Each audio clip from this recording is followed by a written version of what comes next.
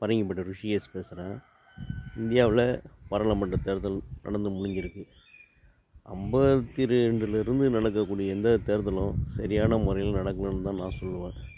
ஏன்னு கேட்டால், தேர்தல் நடைமுறை இன்னும் சரிப்படுத்தவில்லை, ஒழுங்குபடுத்தப்படவில்லை என்பது தான்.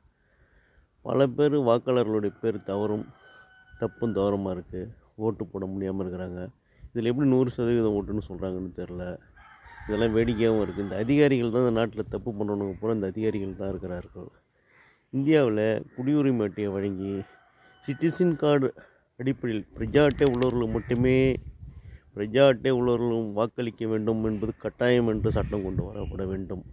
அப்படி ஒரு சூழ்நிலை கொண்டு வரப்படும் பட்சத்தில் தான் பிரஜா அட்டை உள்ளவர்கள் தான் வாக்களிக்கணும்னு. ஆதார் அட்டை, வாக்காளர் அட்டைலாம் எதுக்கு? பிரஜா அட்டையை கொண்டு வாங்க.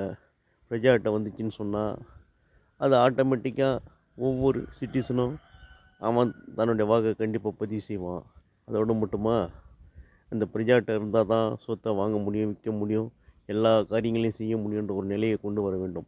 பிரஜா சட்டம், குடியுரிமை சட்டம் சரியில்லாத ஒரு நாட்டில் தேர்தல் நடந்தால் என்ன, நடக்காட்டினான்ற ஒரு நிலை தான் இருக்குது.